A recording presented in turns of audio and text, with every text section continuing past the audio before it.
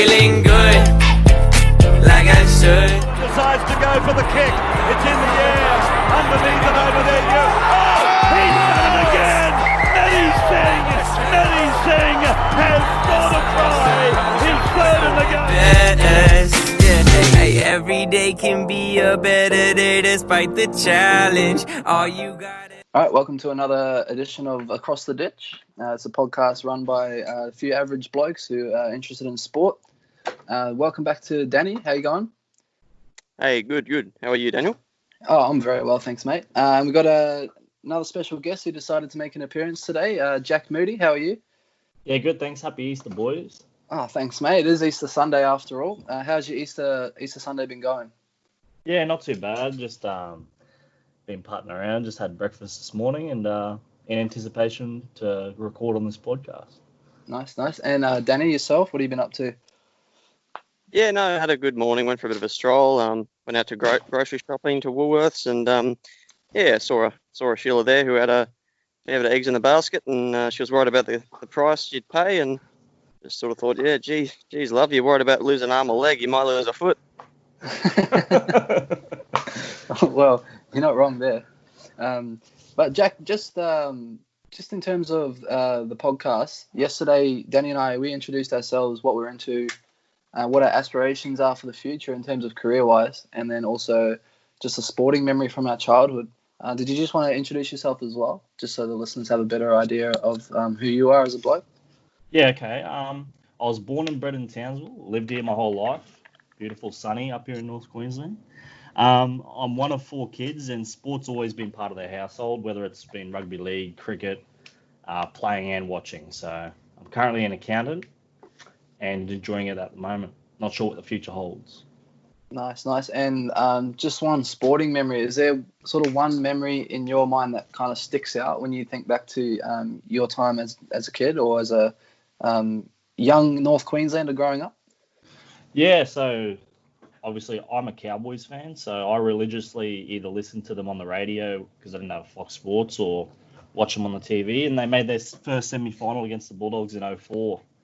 And I just remember Matty Singh scoring a hat-trick in his famous headgear, coming back from a broken jaw. So they were big underdogs in that game against the Bulldogs, and they came through with the goodies. They certainly were. That's right, that was a fantastic game, that one. Yeah, was Thurston playing in that game? Was he? No, he was actually in the Bulldogs squad at the time. So yeah, he was playing for the Bulldogs though, wasn't he? He wasn't on the bench that game, but I think in the grand final that year, he Steve Price got injured and he came onto the bench. Yes, that's right. Right. So how did the rest of that final series go? Because in 2004 I wasn't actually that big on the league growing up. We were more rugby and AFL. Yeah. So they played the Broncos the next week up in Townsville. I think Wayne Bennett agreed to move it up to Townsville, and I was at that game and we won 10-0. It was one of the best games I've ever attended, and then we made it to the preliminary next week, obviously against the Roosters, and it was a bit of heartbreak there. We lost pretty much on the final buzzer. We tried to set a scrum to push the game, try and win the game, but the referee didn't stop the clock. I think it was fixed. Well, the Cowboys have had their fair share of controversial times in the finals with referees. Oh, absolutely. Yeah. There's a few years in a row there where they, Yeah, I remember it was a 7-tackle set with the Sharks, and then I remember really clearly that year that they came from behind against the Roosters, and then the Rob Louis knock-on. That was pretty heartbreaking. There was also the heartbreak with the Manly game when Foran had definitely knocked it on and it called knockback. But that's how sport goes, you know. It swings and roundabouts, and in 2016, it's funny. It always pans out eventually if you're patient. So it was good to get the reward, and we went through the suffering, but we got the victory in the end, which was made it all even sweeter. Yeah, like we talked about in the last podcast, that fairy tale finish finally happened for them in 2015, which was it was just an amazing place to be, North Queensland at that time. And yeah, Jack, did you have something to add? Oh, yeah, I think one of the memories I had after all those losses in the finals in consecutive years, Paul Green came on board and he just made a point of saying, no more excuses. We're not going to blame the referees anymore. We're just going to play to the whistle and play the game like that. Yeah, well, when you look like Paul Green, you can't really make too many excuses. No, you make a good point there, Jack. He was someone who probably gave us the confidence to be able to not rely on excuses, and it was all about winning away, which he instilled within us, the belief we could win away. And yeah, I think Paul Green made a lot of key differences that even today we still respect what he's done to get us that trophy that year. Yeah, absolutely. Just a question for you, Jack, and then Danny, you can come in on this as well. This is a question without notice, but just in terms of Paul Green, how long do you reckon he's got left at the club? Obviously, they've had a few lean years where their roster's been quite good. Do you think if they're not successful this year, and do you think that could potentially be the end of Paul Green? I think that obviously winning the premiership in 2005 and then making the grand final in 2017, he stayed loyal to a lot of the players even when they weren't performing in the later years. So I think that was his downfall, and he's been a bit reluctant to change his method of attack and how the Cowboys attack, and that's been their downfall. So I think if they don't go well this year, he might be in a bit of strife. Yeah, and Danny, what do you think of that? Yeah, look, coaching these days, as we all know, you're under the microscope, particularly from the media, and it's a results-driven business. He's obviously got a lot of brownie points from winning that premiership, which he's still probably, we can sort of allow him a bit of, give him a bit of allowance for that. But yes, you're right. I mean, we've got a really good forward pack. Obviously, the back line, the question marks are there early, just based on the first couple of games. So, yeah, I think if we don't sort of make the 8 this year, I think he's entitled to be feeling a little bit hot under the collar. Yeah, absolutely. What would be a pass mark for you for Paul Green, do you reckon? Do you think making the 8's good enough, or do you think they have to really push on and go close to making the final? Jack, what do you think? I think making the 8 is acceptable. There's been a bit of a turnover of great players, as you know, like with Thurston, Matt Scott. But then again, in saying that, they've still got Tamalolo and a lot of other great players in the team. So I think if he makes the 8, he'll survive the cup, but there'll be still a lot of criticism about how the team's gone. Yeah, absolutely. Danny, do you want to weigh in on this? Yeah, no, I'm entitled. I'm pretty well inclined to agree with that. Yeah, look, it's going to be an awkward season anyway, for a lot of clubs. Obviously, we'll discuss that further on, but yeah, I think the Cowboys fans are wanting to see a team that really puts in and grinds hard, and we have got a good forward pack. So, I mean, yeah, it's going to be tough to call if they don't make the 8. It's going to be, I guess, question marks will be there. Yeah, absolutely. We are going to move on, but just when you got a forward pack that's got Tamalolo, Jordan McLean, Josh Maguire, Cohen Hess, just to name a couple, and then you add in Isan Masters out wide, Kyle Felt, Michael Morgan and Scott Drinkwater in the halves, and then Valentine Holmes at the back. You've got to have a successful season with a roster like that. But anyway, we can devote a whole podcast to the Cowboys. They've got a lot of issues, but hopefully this is the season that things kind of come together for them. So, boys, what we're going to do today, in the last podcast, Danny and I really focused in on the coronavirus, because that's pretty much what everyone's talking about, and the NRL pay disputes, and how the season's going to go forward in terms of the broadcasting and the players fighting for fair payment. But what we're going to do today is we're going to actually talk about the NRL season, because we do have a start date, which is obviously May 28, which we discussed in the last podcast. So what I'm going to get you guys to do is I'm going to get you to predict who you think is going to make the grand final, who you think is going to win the grand final, who your Dally M award winner is going to be, and then I just want you to pick one person who you think is going to have a real breakout season. What we're going to do later in the podcast as well was going to move on to a bit of cricket. We're going to name our all-time teams of the last 20 years for T20, Test, and One Day International. Does that sound good to you guys? Yep, sounds excellent. Yes, look forward to it. Yep, should be good. Brilliant. So what we might do is we get stuck into the NRL. So obviously we talked about the implications of the start date in the last podcast, May 28th. And so what I want to do is get your thoughts on the nuts and bolts of the season. So first of all, Danny, who do you think is going to be at a disadvantage of the shortened season? I think the travelling teams, the teams that travel, like the Cowboys, Warriors, obviously Warriors were subject to, we still have discussed a lot of water going under the bridge there before we discuss logistics of that. But the travelling teams, for a start, might have a bit of a struggle. Look, it is hard to say. I can't going to give you some assurance there. I mean, the teams that obviously lost their first couple of games are going to be hampered by that. But beyond that, mate, it's a very awkward question to answer. Yeah, absolutely. You never really know who's going to be at a disadvantage because you don't know how travel affects people. So it's really hard to tell. Jack, did you have anything to add to that? Oh, I'll just add to. I agree with Danny. That any team that's lost 2 games already, they're at a big disadvantage. There's only 13 games in this new revised season, so everyone's just going to play each other once, I'm assuming. So, yeah, any team that's lost 2 games already, I think they're in for. Yeah, absolutely. And the thing is, you look at a team like the Roosters, they've been really successful in the last sort of 10 years, but a lot of their seasons are built around building into the finals. And unfortunately, I don't think they're going to be able to build into the finals this year. They're going to have to just go from round one. And I think that's going to change the way that they attack the season. What do you think about that, Danny? Yeah, obviously, Politis has weighed in already and has caused a bit of controversy in terms of his opinion on scrapping the first couple of rounds, which I think a lot of people, rightfully so, don't agree with. Yeah, look, the Roosters last few years, and bear in mind they had Cooper Cronk and before that Mitchell Pearce. So I think their season could be different this year. I think there's a couple other teams that will be underdogs that will really be sort of thriving on the fact that the Roosters will be, as they always are, touted as one of the favourites and sort of be sort of held in high regard, high expectations as well. So yeah, I think the Roosters could be a bit of a pivotal season for them.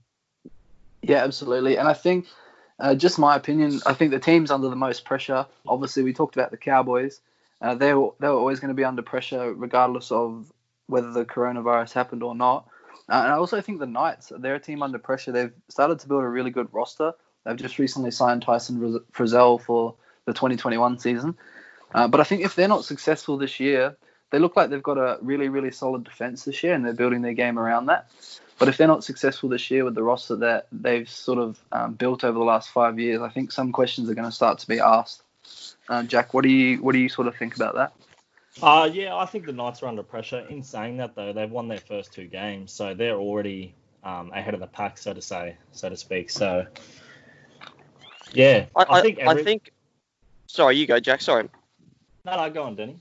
I was just going to say, it just brought me to think that the clubs that are under a bit of underlying financial stress that the media often raves. Paul Kent is always digging into the likes of Manly, the Tigers, and then every now and again the Sharks get a mention. I think those clubs too that have that a little bit of insecurity, that's going to weigh in. A lot of players can say it's white noise, but there will be that impact. I think. Like Cronulla, for example, not paying Callan for 2 months. I think it was. I've got to read more into that one, but those sort of circumstances they will impact clubs.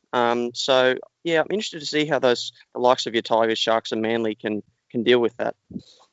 Yeah, absolutely. And I think with the West Tigers, they've had is it second or third season with Michael Maguire? I think it's the second season. Second season, yes. Yeah, so they're sort of, you look at the South Sydney when they won the premiership, they had Michael Maguire as their head coach. And I think we're going to start to see some of that come into the West Tigers game.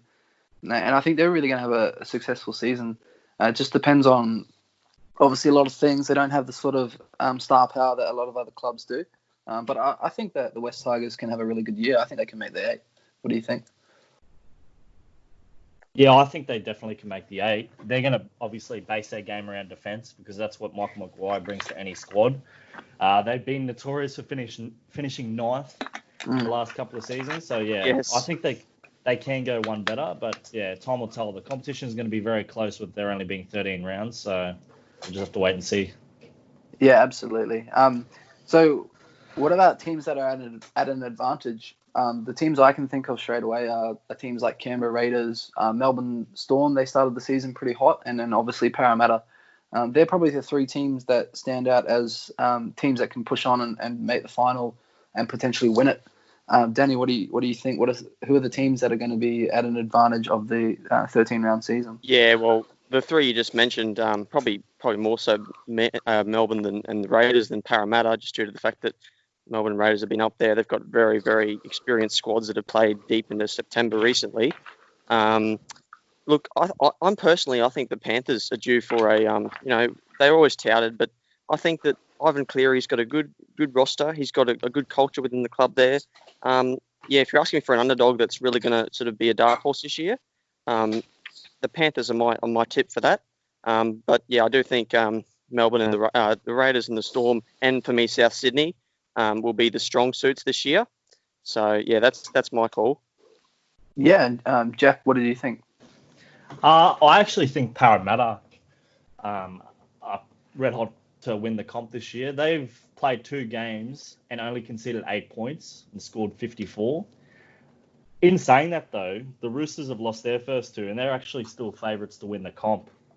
So, yeah, but I'm tipping Parramatta there to go all the way. Yeah, and I think anytime there's a game at Bank West, you pretty much pencil Parramatta in for a win. They've got a really good record at Bank West, and I think that's going to hold them in good stead for the season. It just depends how many. They haven't obviously put a draw out, have they? So I don't know where they're playing or anything like that. Do you guys know anything about that? No, I don't think anything's been released there. No, I don't think so either. No, all I can say is I've got a couple of Parramatta fans who I work with at the depot, and I can tell you they've been letting me know about where they stand on the ladder. So if they're going to be north at the top of the ladder, I'm in for a long year, boys. Well, I'm hoping that Parramatta go all the way, just for your sake, Danny. Oh, mate, please. Can I just add there that hopefully if the season gets back up and running, actually no, that'll only count for future seasons. I was going to say that hopefully a new stadium for the Cowboys will spur them on, but that's gone to dirt. Yeah, I was kind of disappointed by their first performance as well at the new stadium. They kind of didn't live up to expectations. But anyway, we'll move on. Just wanted to get your thoughts on who you think is actually going to make the grand final. For me, I think that the grand final is going to be played between Canberra and Melbourne Storm. I think Parramatta are thereabouts, but I think Melbourne Storm's experience in big games and in final games, and I think it potentially could be Cam Smith's last season as well. I think that's going to push them on and really push them into a final spot. So my tip is Canberra. They're hungry from last year. They've added George Williams into the mix. I think he's really added a lot. Jack Whiten seems to have come on leaps and bounds this year. I think he's going to have a really, really good season. So I just think Canberra and Storm look like the 2 teams likely to make the grand final for me. Jack, who do you think? I've actually got Parramatta and Canberra. I just think that Mitchell Moses is going to have a really good year and break into that New South Wales squad. But I think it's very close between, as you said before, the Eels, the Raiders, and Melbourne. They're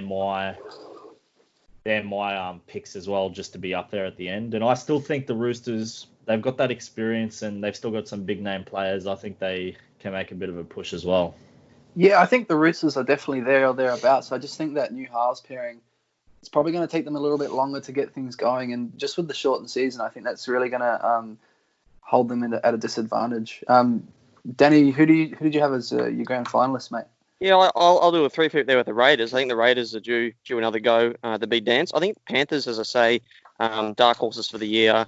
I would like to see, and it's not a biased call, but I think they're due. They're due to sort of to really go all the way. And I think the Panthers and Raiders will shake it up this year.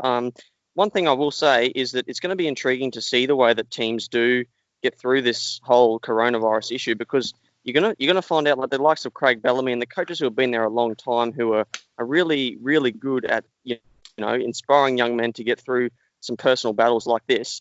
You're gonna see who the strong coaches and the strong club cultures are. So I think there's importance here in not weighing too much on the performances in the first couple of rounds. I think the culture within a club is going to be a certain weight on the way a club can go this year. Yeah, absolutely. I think you're right.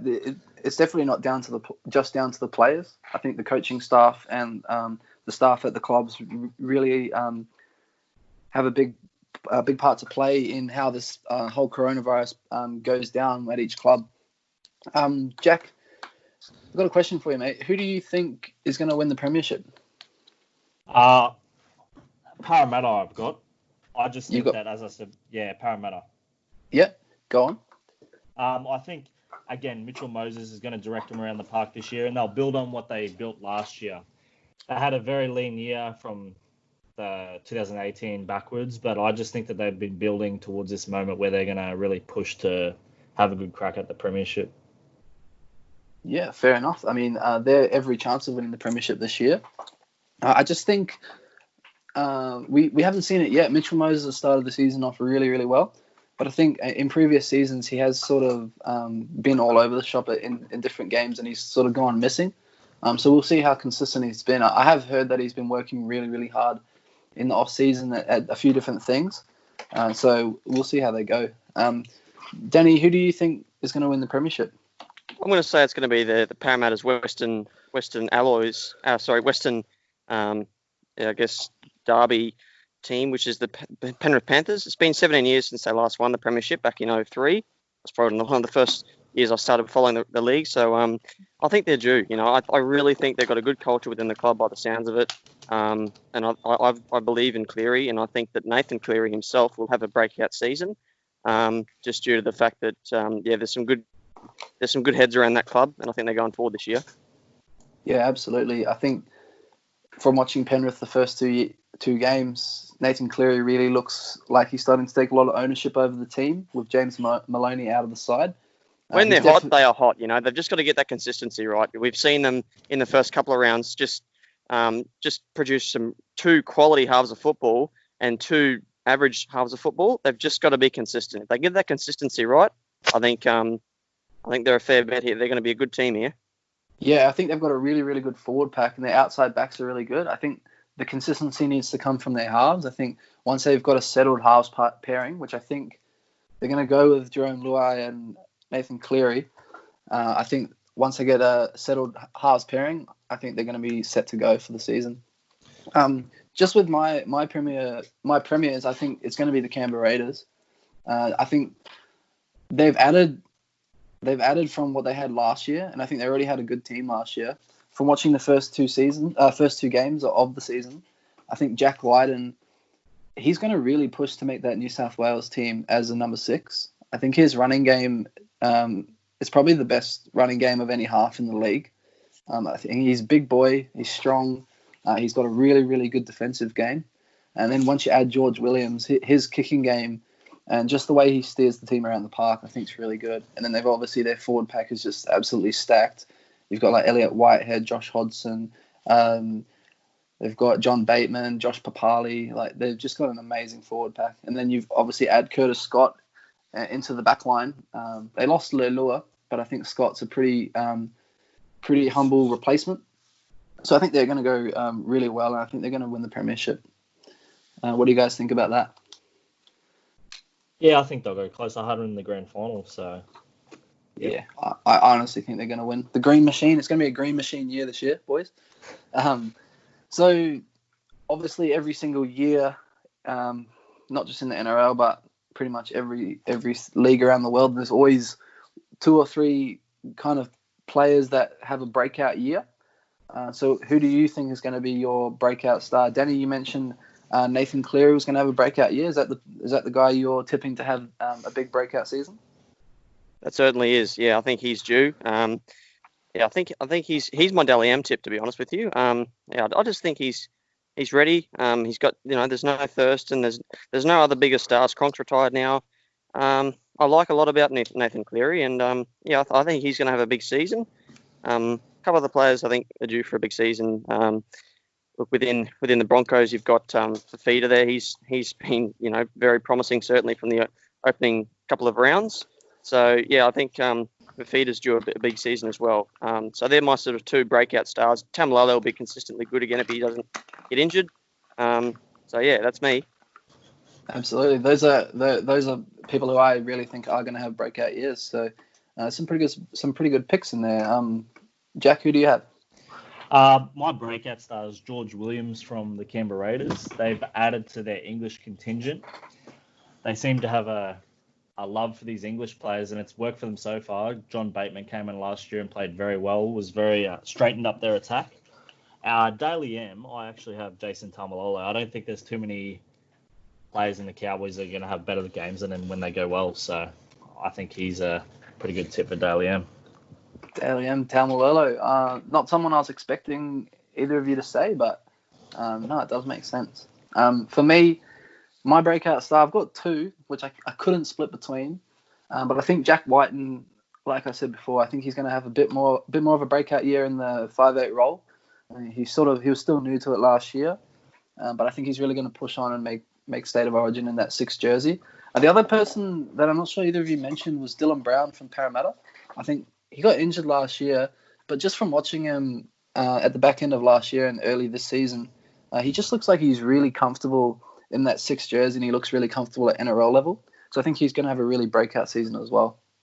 And my tip for Dally M is going to be Jack White. And I think when the Raiders go well, he's normally one of the better players.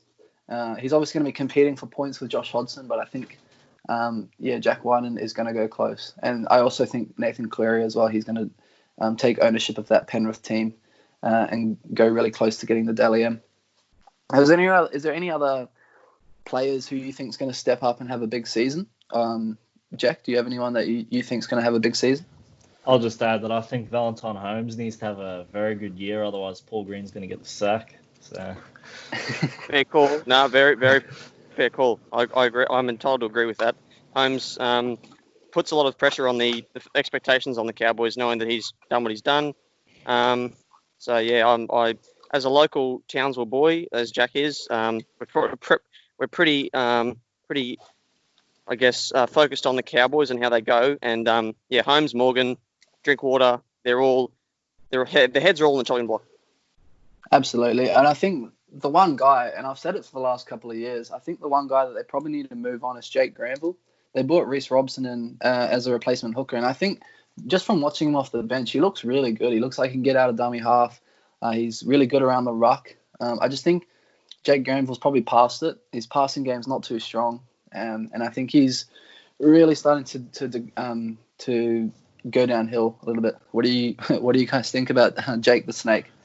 I think that his downfall over the last couple of years is that when he gets very tired, he falls off with his service out of dummy half, and he's not running as much as he did when we won the premiership. So yeah, definitely. Yeah, I just think that's dropped off. So Reece Robson, as you say, he's in for a good shot at starting in that dummy half position if Jake Granville doesn't aim up and get back into a bit of that form that we saw in 2015, which might be a big ask.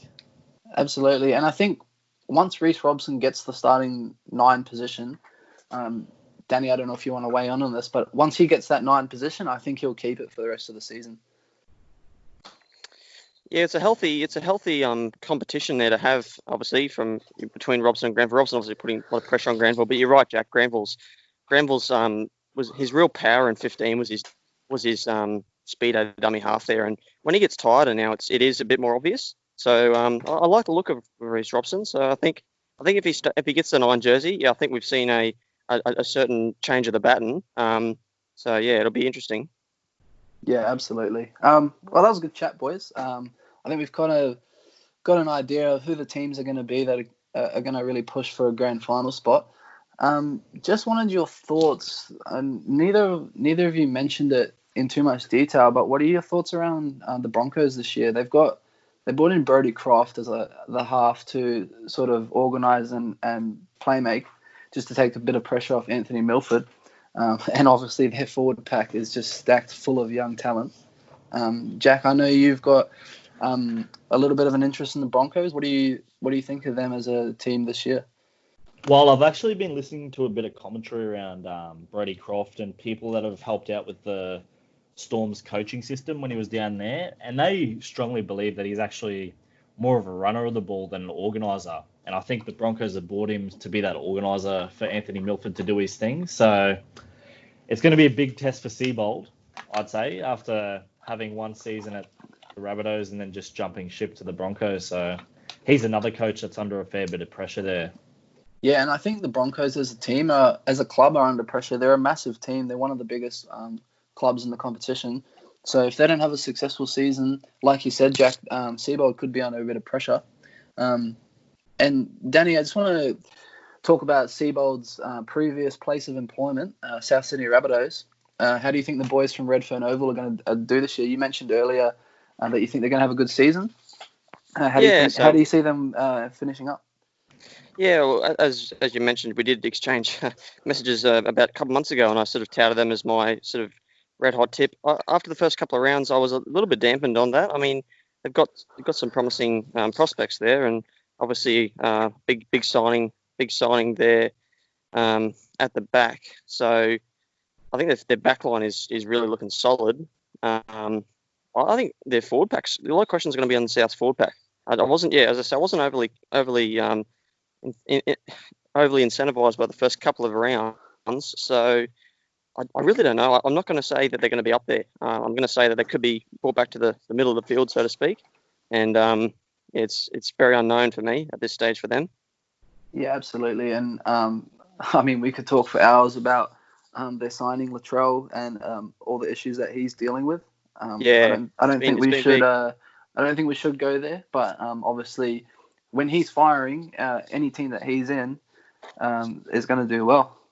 What we might do is we might push on to a song. Jack, did you have a song for us today? Yeah, the Hoodoo Gurus, What's My Scene, an iconic NRL song that we all love. So, when was the NRL using that as a song? Do you remember? I can't remember what year they were using that in. No, it's an absolutely iconic song though. It does, yeah. It takes you back to the early noughties. Great tune, love it. Yep, keen. Absolutely iconic. So when we come back, we're going to get stuck into all things cricket.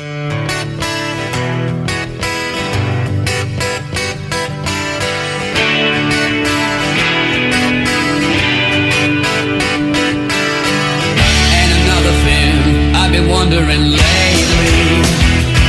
Oh baby, tell me where have you been? Now the stage is set, where's my Juliet, baby? Is it maybe you might summer night's dream? What's my scene? What's my scene? What's my scene? Tell me what's my scene?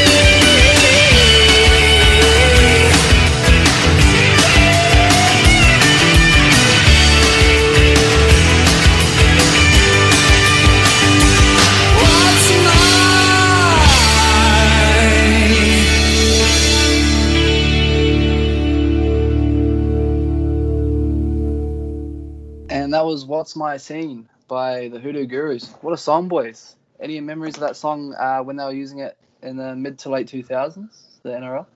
Just takes me back watching the Cowboys go pretty poorly in that early 2000s period, and then in 04 kicking it off and bit of success, bit of joy into my household.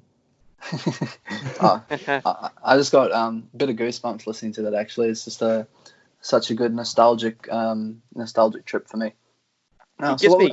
Gives me. Oh, sorry, Dan. It just gives me young kid vibes. I guess. Just reminds me. As I said yesterday, it was big on my childhood sporting memories, and that song certainly features in there for sure. Absolutely, yeah. What we're going to do, boys, obviously there's no cricket happening at the moment. There's no sport happening at all around the world.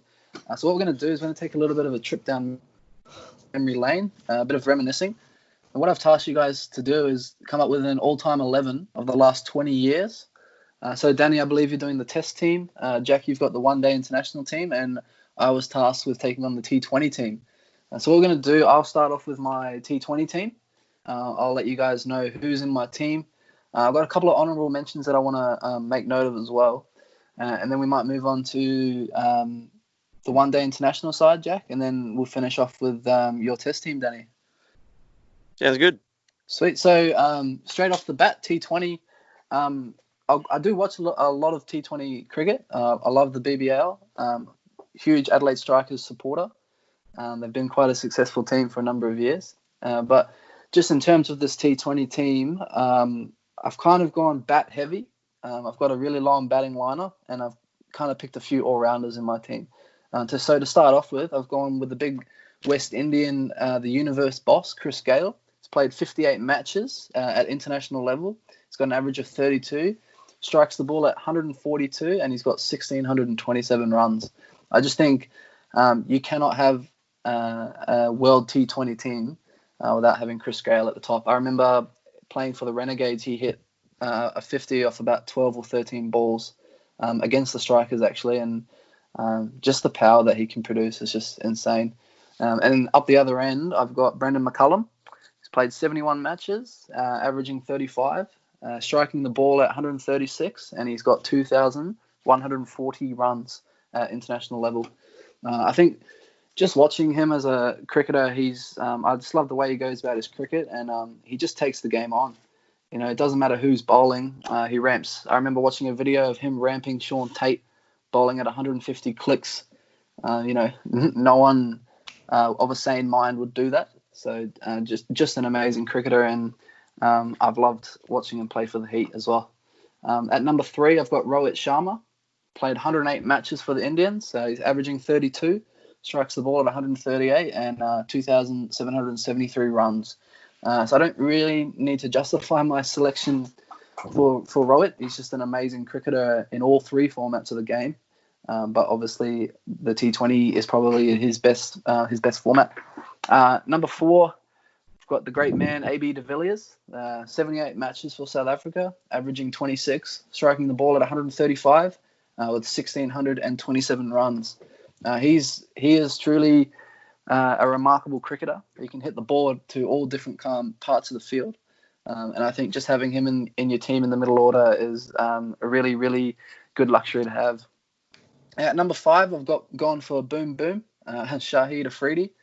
He's played 99 matches for Pakistan, averaging 17.92, strikes the ball at 150, 1,416 runs. He's also taken 98 wickets, averaging at 24. And boys, this is one of the reasons why I've got him in the team, is his economy rate at international level is 6.63. So that's quite a low economy rate for a T20 bowler. Normally you're going around that 8 or 9 mark. So to have someone in there that's going to be going for 6.63 runs and over, that's a luxury. My wicketkeeper, MS Dhoni, the big helicopter. He's played 98 matches, averaging 37, striking the ball at 126, and he scored 1,617 runs. What more can I say? If you want a game to be finished, or if you want someone to win a game, just send big Mahendra Singh out, and he'll get the job done for you. Number 7, I've gone for the big West Indian Kieron Pollard. He's played 73 matches at an average of 23, strikes the ball at 132, with 1,123 runs. He's also taken 35 wickets at an average of 26, and his economy rate slightly high at 8.43. Mostly got him in as a batting all-rounder, but just to have someone that can hit the ball as cleanly as he does and be able to bowl as well, I think he's got to be in my team.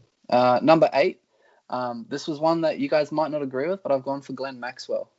He's played 61 matches, averages 35, strikes the ball at 160, 1,576 runs. He's taken 26 wickets at an average of 27, and he's got an economy just under 8 of 7.48. So I think the evolution of Glenn Maxwell over the last, particularly last 12 months, has been amazing. He's really taken ownership of his batting, and we've seen him playing for the Stars. He's really won a few games off his own bat.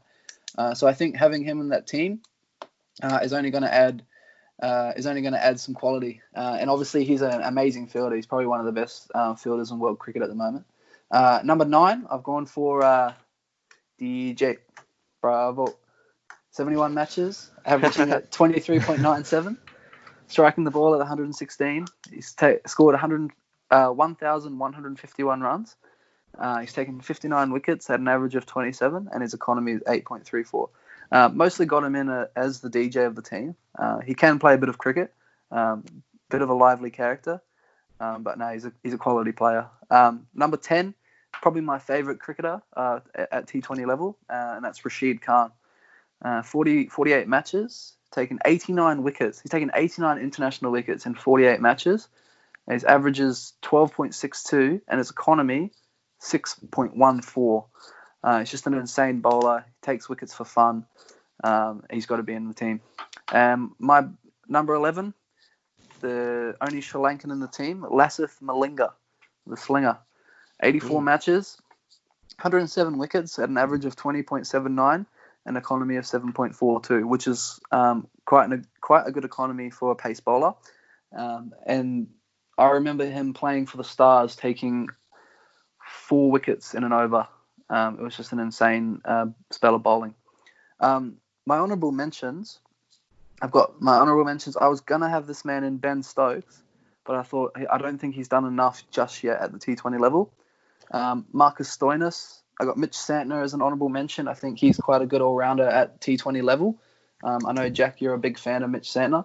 But, yeah, honourable mention for him. Virat Kohli, I thought he's a great cricketer. He's obviously, I think he'll be in the one-day team, but I just don't know. At that T20 level, there's probably a few other guys that you could probably go with. David Warner, a great T20 batsman. It's actually where he made his name and where he got his start in the Australian system. But I just think Chris Gale and McCullum at the top with Rohit Sharma at 3, probably more my suit. Andre Russell, I had big Dre Russ in there as an honourable mention. Great player, but I think he's just a little bit inconsistent. And then the Pakistani all-rounder Shoaib Malik as well as an honourable mention. So that's my team, boys. Pull it apart. What do you think? Oh, can I start? I think that my personal opinion is Kohli has to be in that 11. Just he averages 50 in all 3 formats, and I just think that he controls any innings regardless of the format. I believe he should be in there, but at the same time, I think you've put together a really great team. Thanks, mate. Really appreciate your support. No worries. Danny, what do you think? Good team? Yeah, you've certainly got a few Mavericks in there. You've got Gale, you've got Malinga, you've got Afridi. So there's going to be a lot of egos within that dressing room for sure. I think from a light note point of view, you definitely going to need a 12th and 13th man because Afridi's definitely subject to some sanctions for sure.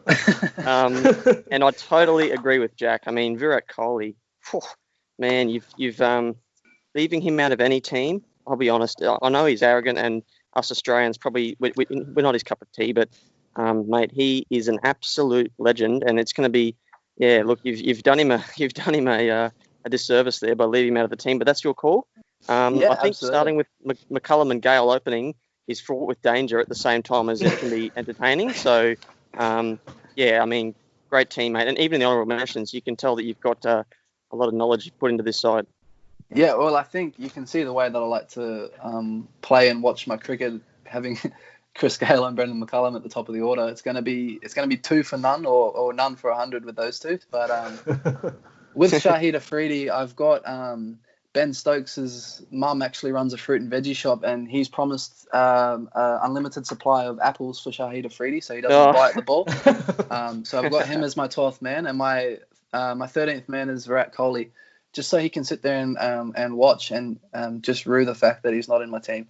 Oh. I think with sorry Jack, I just think with Virat Kohli, there's a lot of other game winners in there. I think MS Dhoni at the T20 level, he goes really well, and then obviously De Villiers, Rohit Sharma. I mean, it's a great team. You could put Virat Kohli in there, but I just think he's going to be in the other two teams, so I didn't want him to go 3 for 3. I think the fact of the matter is, like, there's so many great players, you're going to have to leave someone out. And yeah, back to Afridi, I remember him practicing his dancing moves in the middle of the pitch in the old pivots. Yes. Much to the dismay of the Lord's crowd.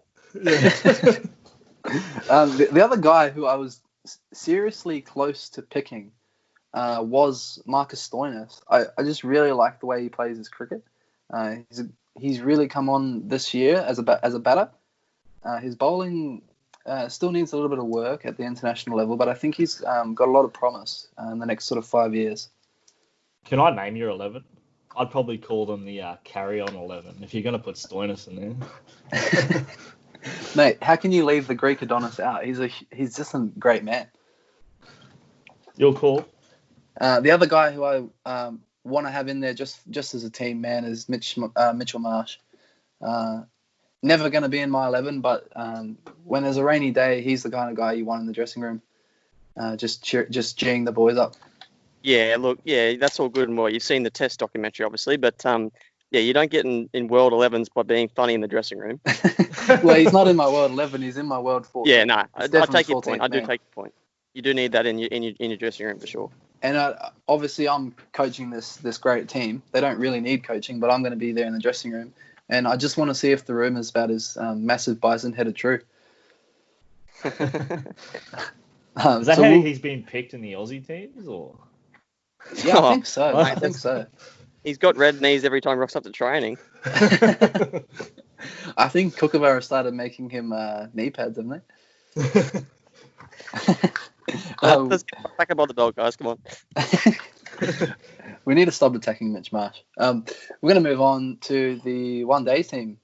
Jack, this is your time to shine, mate. The method I've gone with here, I've just tried to pick the best 11 players and then just put them in some kind of order. I'm not going to focus on their statistics, so to speak, like you did, Bushy, but I'll say a little bit about each one. So at opening the batting, I've got Adam Gilchrist.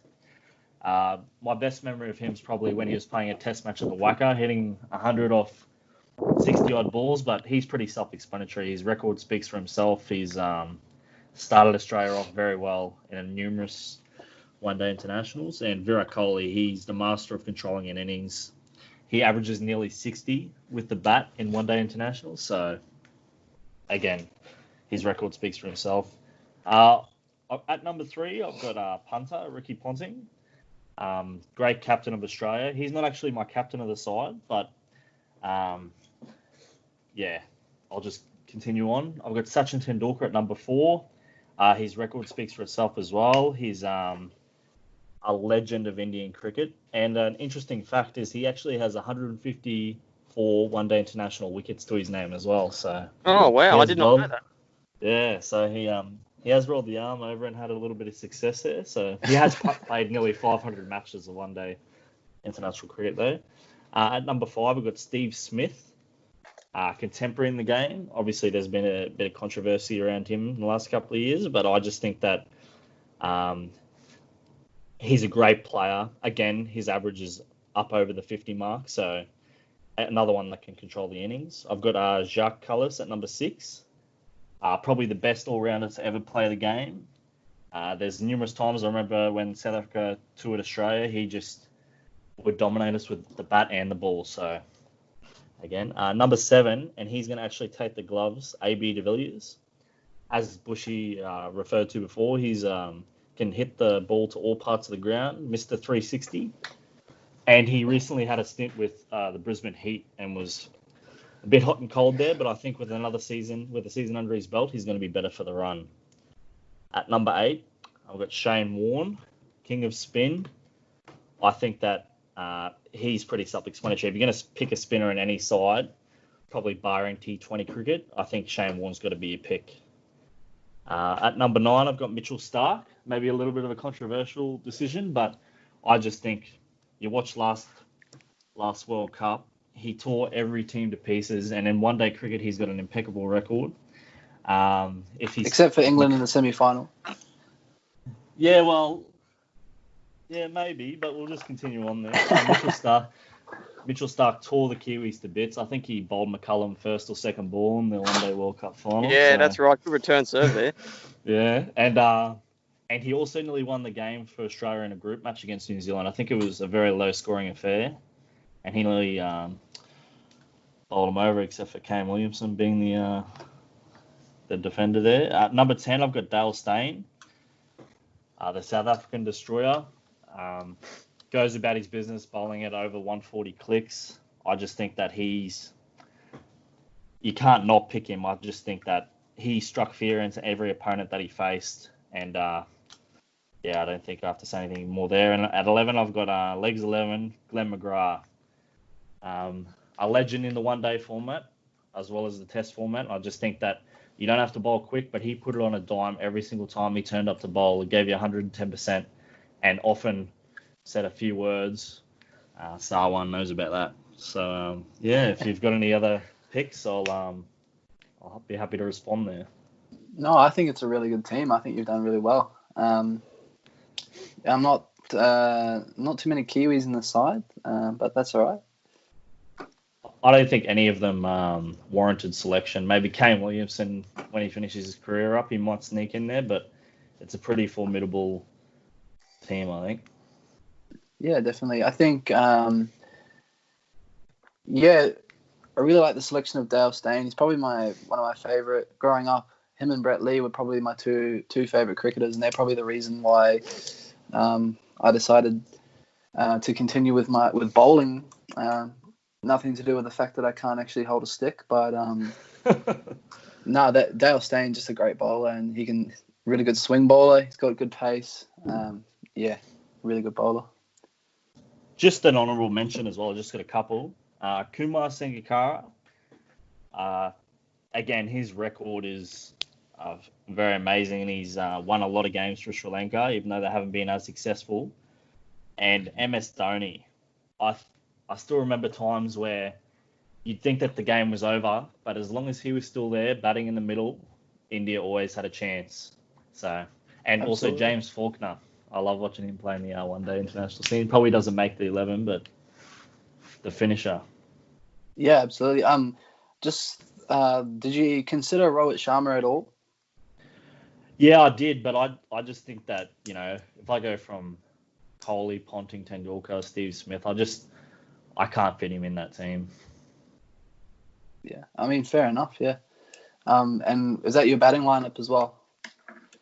Yeah, like I said, I think you just pick your best players and they can sort it out for themselves. As you say, they don't need much coaching.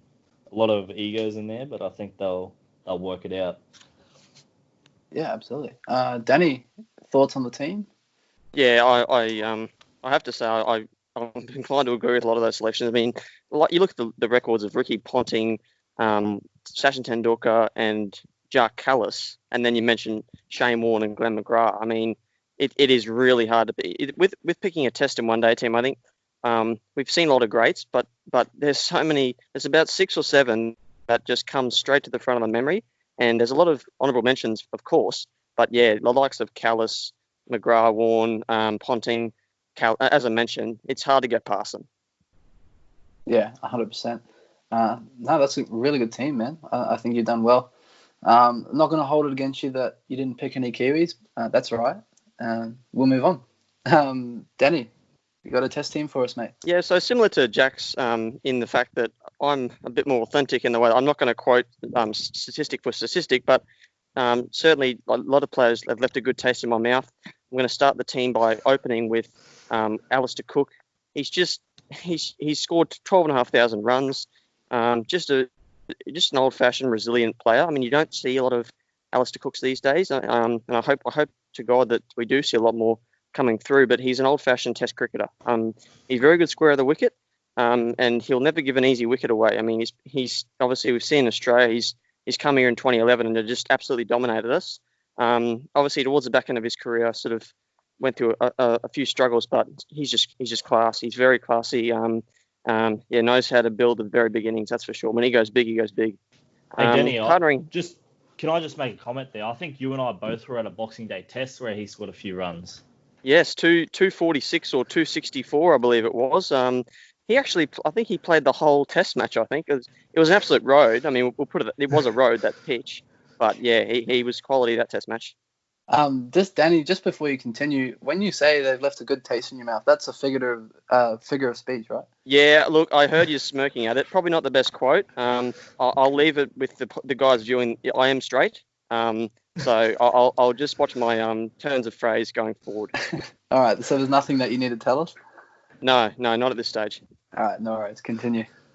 Okay. So partnering Cook, it's very tough.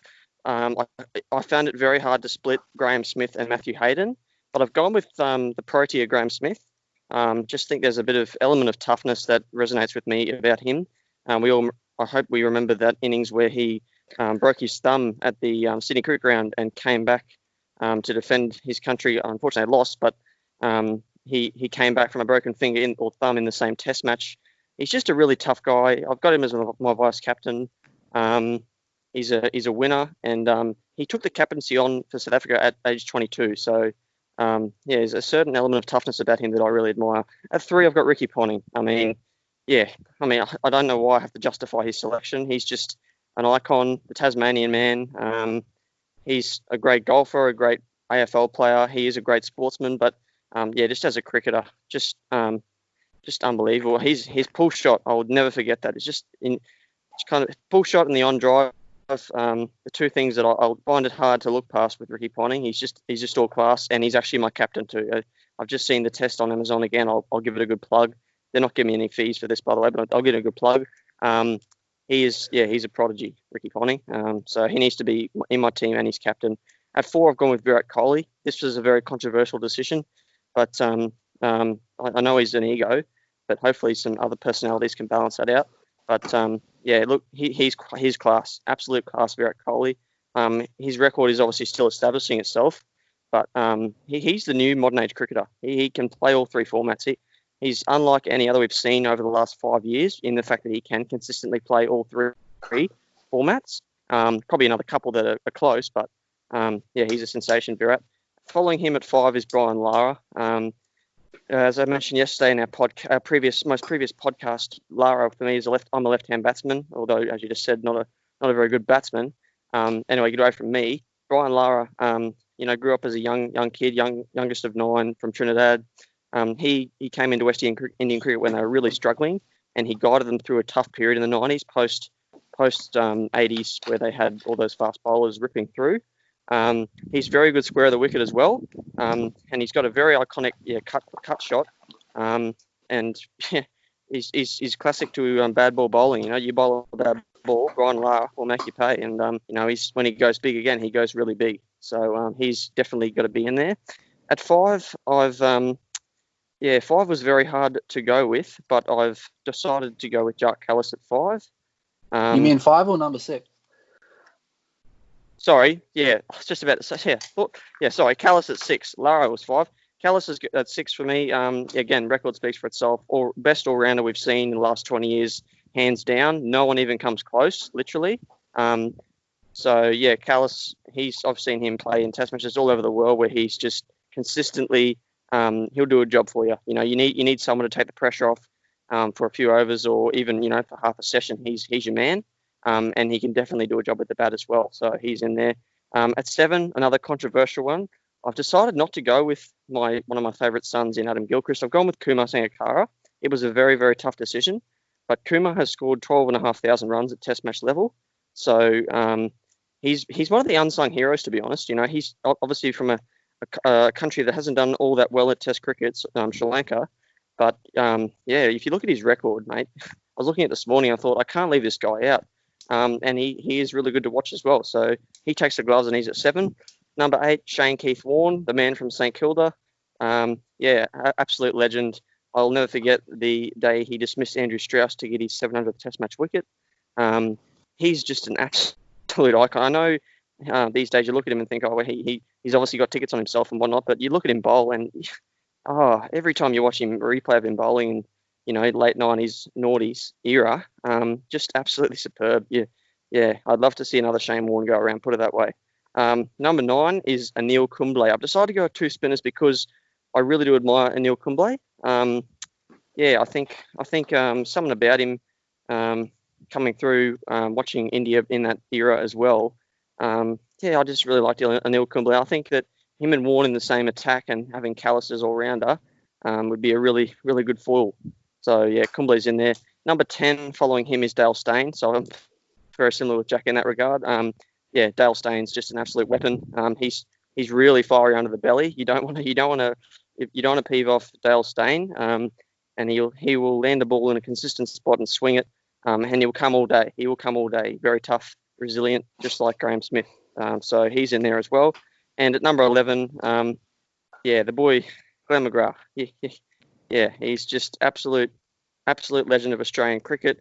He'll land the ball in a 50-cent piece all day for you.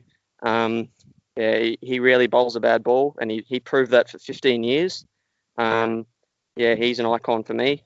So I know there's going to be a lot of honourable mentions probably in the bowling ranks, but you can't, if you're going to give me a reason why you go past Glenn McGrath, you're obviously a very, very good salesman, put it that way. 12th man, obviously the honourable mentions come in with Sachin Tendulkar. I know I've left out Big Sach, and it was hard to do that, but as Jack mentioned, you can't put 14 or 15 into 11. So Sachin was a casualty. Rahul Dravid is another honourable mention. He's been a big player for India, and during that era, he did a lot of damage for them. Another honourable mention for me would have to be Hashim at the top. I know that he's probably another unsung hero, but for me, he was he come on the scene and did a lot for a long amount of time as well, which often gets forgotten about. So Hashim's another honourable mention. And with the ball, I'm going to say James Anderson. I know that there's a bit of controversy in an Englishman amongst the bowlers, but Jimmy Anderson, similar to Dale Steyn in the fact that he's tough, he's mentally tough, and he did damage for a long time. So I do admire James Anderson. So he gets another honourable mention as well. So that's my test team or squad, if you like. Nice. I just found it interesting that you went for 2 left-handers at the top of the order. I mean, nothing wrong with it, but I just think that was an interesting way to go. Did that come into your thought process at all? It did wane a little bit. But again, even there's some other good left-handers I've left out as well. So I know that these days, often when it's not convenient, but it can be a good plan to pick a left and right-hander at the top. But at the end of the day, I've decided to go with the 2 best batsmen, and they are both left-handers. Nice. And also interesting that you've picked 2 spinners in the team. I know there was always going to be a bit of backlash for that, but Kumble has always been in my best 11 ever since I watched him. He's hard to leave out, and for me, Kumble, Warne, fantastic duo.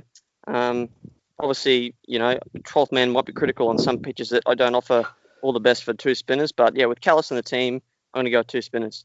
Absolutely. And any consideration for Chris Martin? Look, he's the only man who will ever be not selected for a team at number 11 because of his batting and not his bowling. His average speaks for itself, really. They call it the anthill, his little treasure chest of runs there. Honestly, I could watch Chris Martin bat all day. It's hilarious. Sorry, mate. Look, I'm not going to give it to you. You're on the other side of the ditch there. I don't know where they make the bats and the pads there, but Martin needed a bit more training, I think.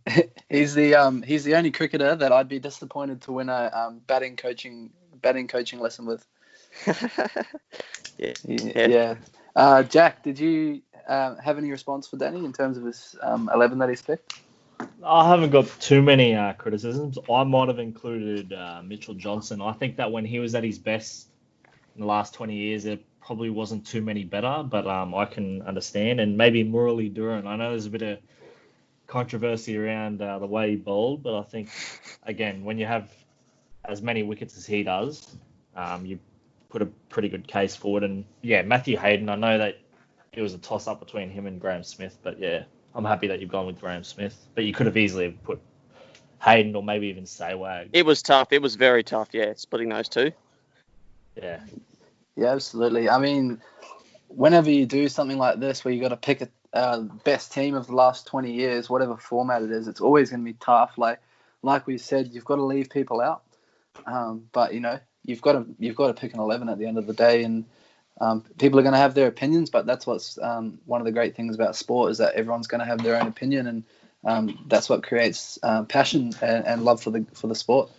What we're going to do is we're going to go into another song which I have delightfully selected for us. And Danny, I know you're a big fan of this band, Tame Impala. So this is going to be Lost in Yesterday by Tame Impala. And when we come back, we're going to have another discussion about people that we'd want to be stuck in isolation with.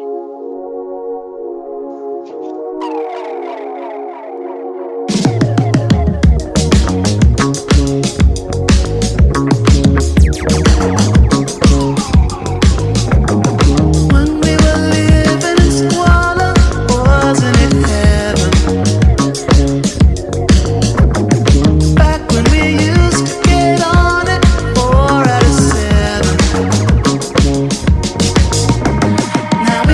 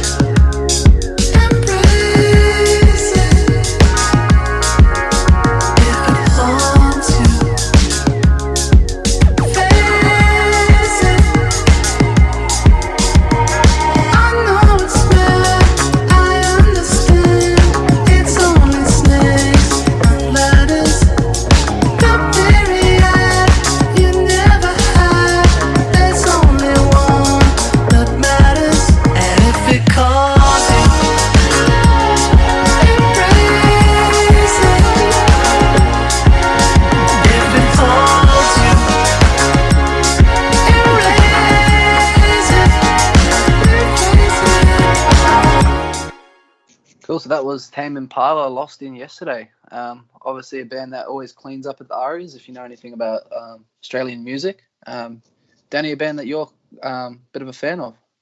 Yeah, pretty passionate. Got a good vibe for me. It might be time. Lost in Yesterday.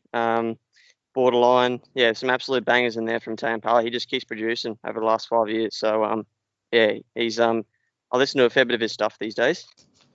Yeah, brilliant band. Now listen, in the previous podcast, you might have heard Danny and myself, we named our 5 athletes that we'd want to be stuck in isolation with for the next sort of 4 weeks. Some interesting choices, but they're all really good choices. So what we're going to do, Jack, I don't believe you've got a list of 5 for us. Is that right? Yeah, no, I haven't had the opportunity to really think out and write one down. So no, I don't have one at this stage. No, that's absolutely fine. So what we're going to do is I'm just going to put forward a group of 3 different people, or 3 groups of 5 different people, rather. And I just want you to try and maybe pick the house that you probably want to spend the most time in. So for the first one, we've got Jason Taumalolo. All right, Dan Ganane. For those of you who don't know, Dan Ganane is one of the Fox League's expert commentators. Brian Fletcher. Sam Bremner, the NRL player for the Dragons. Jimmy Maloney, Hannah Hollis, and Conor McGregor. Okay, so that's house 1. Second house, we got Clint Gutherson, Ray Warren, Bo Ryan, Jess Surges, current NRLW Player of the Year, Andrew Johns, Megan Barnard, and Tom Brady. Okay, so that's in the second house. And in the third house, we've got Josh Adokar, Fatty Vorton, Nathan Hindmarsh, Kezi Apps, Sam Thaiday, Lara Pitt, and LeBron James. So, Jack, I might start with you. Of those 3 houses, what is the one that you'd probably want to spend the most time in? I would have gone with house 2 if you swap Ray Warren for Ray Hadley, but I'll choose house 3. I'd love to hear a bit of what Fatty has to offer. Just a few of the stories. I've looked on a bit of social media, and he's always got a good yarn to tell. And also LeBron James, who can go past hearing a bit of what he has to say. And yeah, I'd go with house 3, boys. Nice, good selection, Danny. Come on, mate. What house are you spending time in? You've made it easy. You've made it pretty easy for me to agree with Jack here. I mean, Bo Ryan, house 2, fair income. I don't think I could stand being with him for 30 seconds, let alone a day. House 3 for me. I don't mind Fatty. I like Sammy Thaiday. He's got a good personality. Queensland boy. Lara Pitt, not bad on the eye. That's a good household. I like LeBron as well. There's some very colourful characters in amongst houses 1 and 2. So I'm probably inclined to spend a lot of time in house 3. Yeah. I tell you what, house 1, I feel sorry for Taumalolo. He's got to spend 4 weeks with Brian Fletcher, James Maloney, and Conor McGregor. That is a tough 4 weeks. Yeah, look, I'm not gonna park my car anywhere near house 1, because if there's eggs anywhere when you shot of that fridge, my car's in jeopardy. And then house number 2, the only reason I wouldn't spend any time in house number 2 is because of Bo Ryan. I just don't know if I could do it for 4 weeks. House 3, probably my best bet. You got the high energy of Josh Adokar. He's always going to make some good videos on Instagram. Probably get you a few Instagram followers. And then you got Fatty Vorton. Always got a good yarn, Fatty Vorton. Hindy. I know I'll keep in shape if Hindy's in the house, because he'll probably find every single bit of food that he can. Yeah, that's an its life. Kezi Apps, just a good bigger girl, a real down to earth. Sammy Thaiday, Salmon Slam, would be good to spend a bit of time with him. You got Lara Pitt, she's always got a good yarn. And then obviously LeBron James is someone that I have looked up to for the last sort of 5 or 10 years. He's really inspirational. Just some of the things that he does away from the sport of basketball. I think that's a pretty good house. Look, house 2 actually doesn't look too bad. You got Clint Gutherson, Ray Warren, Andrew Johns, Tom Brady, Megan Barnard, Jess Surges, and Bo Ryan. If you took Bo Ryan out of that house, that's a good house to spend 4 weeks in. Let's be honest. Yeah, I'm totally agree. I mean, as soon as the fourth name came out, Bo Ryan, I was out. Jack, did you have sort of one or two athletes that you're kind of thinking of, or people that you've taken into consideration?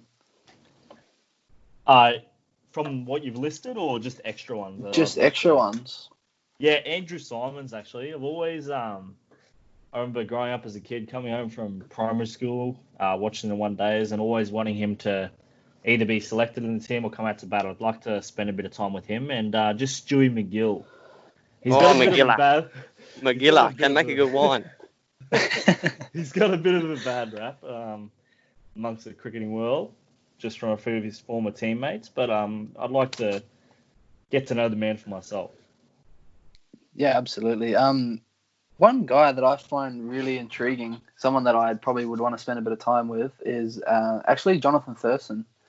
His laugh would irritate me, but just to listen to him talk about footy, I think that would be pretty amazing. And obviously, growing up in North Queensland, he's someone that everyone kind of looks up to and kind of puts on a pedestal and idolizes. So I think, yeah, just to rub shoulders with someone like him.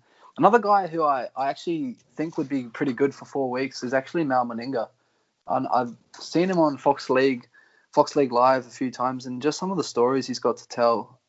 He's actually a funny guy, and I think spending 4 weeks with him would be pretty cool.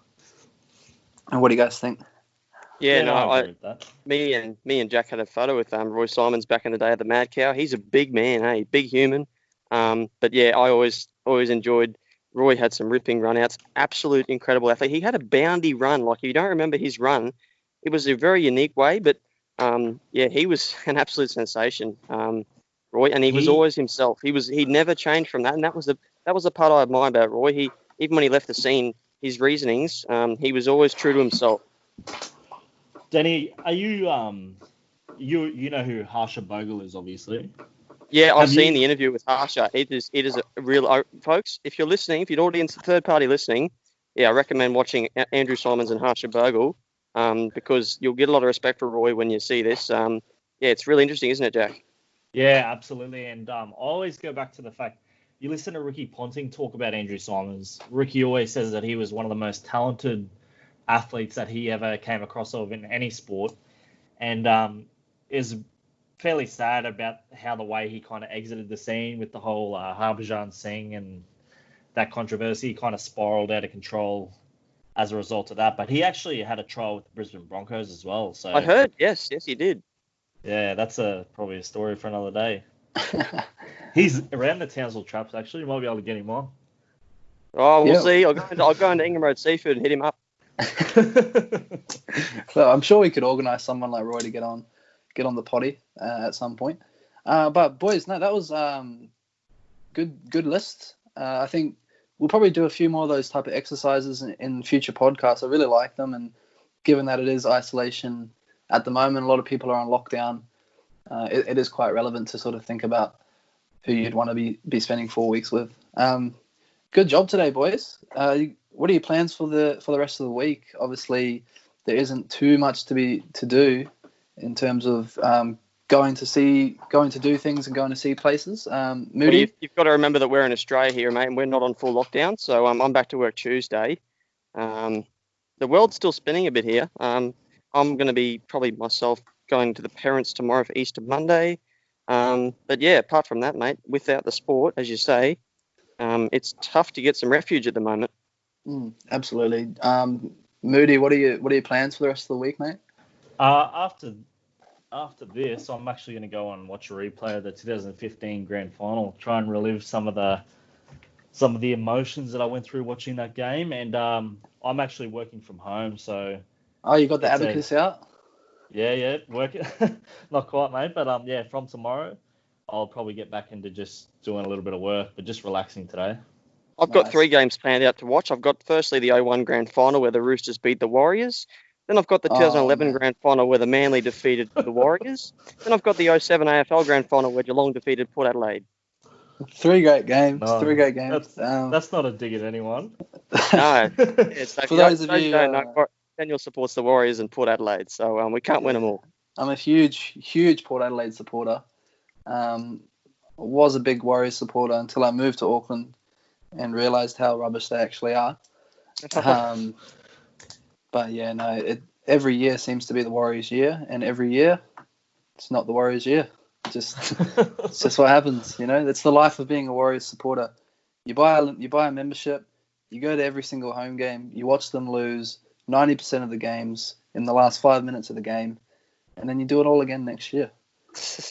That is why the life expectancy of Kiwis is lower than Australians. I'm telling you. Yeah, it's fairly interesting to note that it took you moving to New Zealand to figure out they were rubbish. Yeah, well, it's not until you get here and you just hear all the rubbish that people talk about how good the Warriors are, and you go and watch the game and you feel like saying, mate, we're rubbish. We're terrible. But just quickly, boys, I got a movie recommendation. If anyone's listening, hopefully someone's listening. There's a movie I watched earlier in the year. It's called Booksmart. It's just a really good movie. I found it really, really enjoyable. It's about two girls who, for their whole high school career, just had their noses in the books, doing their best that they could to get the best kind of scholarships at college or whatever. And it took them to the last week of school to realize that you can still get what you want at college and have fun. So they kind of spend the last sort of week at school or the last weekend of their high school careers trying to have the biggest party that they possibly can. Just a really good movie, and if you have a bit of time during lockdown or if you're not working, I highly recommend watching Booksmart. It's a really good movie. You guys got any recommendations? No, just if anyone's got KO or has access to Fox, you can always look at the old games. There's some classics there, always good viewing. Yeah, absolutely. Good little plug there too. Shout out to KO and Fox League if you're listening. Danny? Yeah, no, I'm watching Sunderland Till I Die at the moment on Netflix. Yeah, it's real good. Really enjoying that one. Just about the Sunderland changes from being relegated. I'm a football fan, so yeah, that's a real good one on Netflix. So Netflix is my sponsor today. But yeah, no, I'm keen for Easter weekend, boys. I hope you guys enjoy your Easter weekend as well. Yeah, absolutely. It's been good. Like I said, the podcast yesterday, being in New Zealand, everything's on lockdown. So we've got another 2 more weeks of being in complete lockdown. I'm a bit worried. My old man, he's been downstairs in the garden remodeling. I'm worried that he's going to take half the house off. He's that bored, renovating and doing little bits and pieces. So I'm kind of quietly hoping that he doesn't rip the house apart. But yeah, no, it's actually been really good. Just it's a bit of a reset for society as well, I think. But yeah, no, I'm looking forward to the next time we're on the potty. Hopefully we can get Spina on. He's kind of been on a bit of a bender, I've heard. Oh, you'd have to ask him, mate. He's the man to talk to. Fair enough. Yeah, thanks for listening to another podcast, another edition of Across the Ditch. Hopefully we'll catch you guys next time. See you later.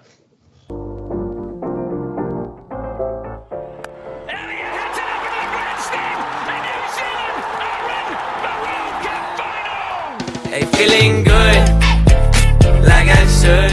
Decides to go for the kick. It's in the air, underneath and over there. Oh, he's done it again. Many Singh has scored a try. His third in the game. Best, yeah. Hey, every day can be a better day despite the challenge. All you got.